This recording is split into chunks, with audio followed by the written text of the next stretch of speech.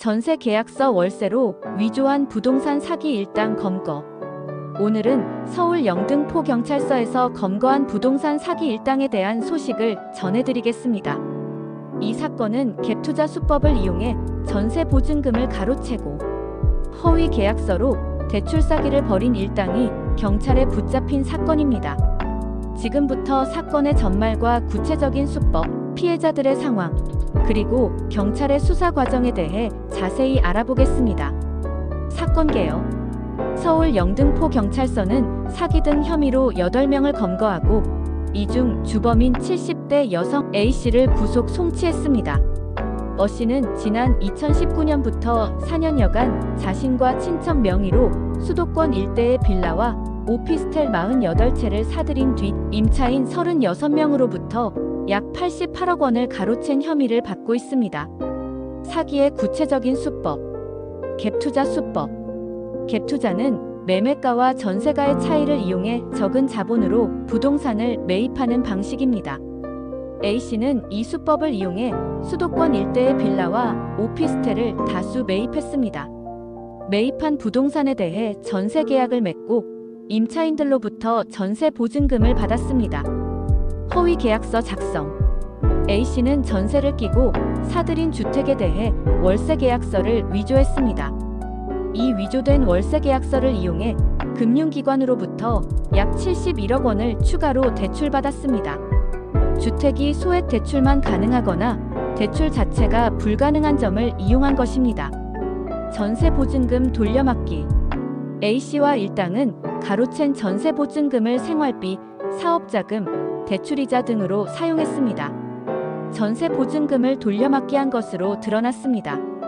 피해자와 피해 금액. 피해자 A씨와 일당에게 속아 전세 계약을 맺은 임차인 36명. 이들은 전세 보증금을 돌려받지 못해 큰 피해를 입었습니다. 피해 금액. 총 피해 금액은 약 88억 원에 달합니다. 추가로 위조된 월세 계약서를 통해 대출받은 금액은 약 71억 원입니다. 경찰의 수사 과정. 첩보 입수. 경찰은 지난해 5월 불법 대출 첩보를 입수했습니다. 첩보를 바탕으로 O'씨 명의의 주택을 전수조사하기 시작했습니다. 압수수색. 경찰은 O'씨의 주택과 관련 자료를 압수수색했습니다. 이를 통해 A씨와 일당의 사기 행각을 구체적으로 파악할 수 있었습니다. 검거 및 송치. 경찰은 A씨와 일당 8명을 사기 등 혐의로 검거했습니다. 주범인 A씨는 구속 송치되었으며 나머지 일당도 법적 처벌을 받을 예정입니다. 피해자들의 상황과 대응. 피해자들의 피해 상황. 임차인들은 전세 보증금을 돌려받지 못해 경제적 어려움을 겪고 있습니다.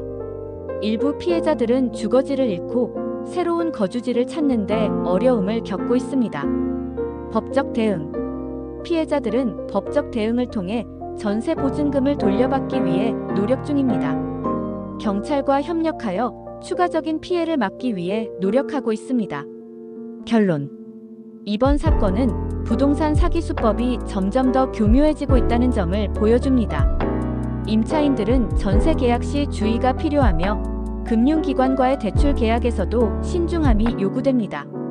경찰은 앞으로도 이러한 사기 행위에 대해 엄정하게 대응할 계획입니다. 이상으로 전세 계약서 월세로 위조한 부동산 사기 일당 검거에 대한 소식을 전해드렸습니다. 구독과 좋아요 부탁드립니다. 감사합니다.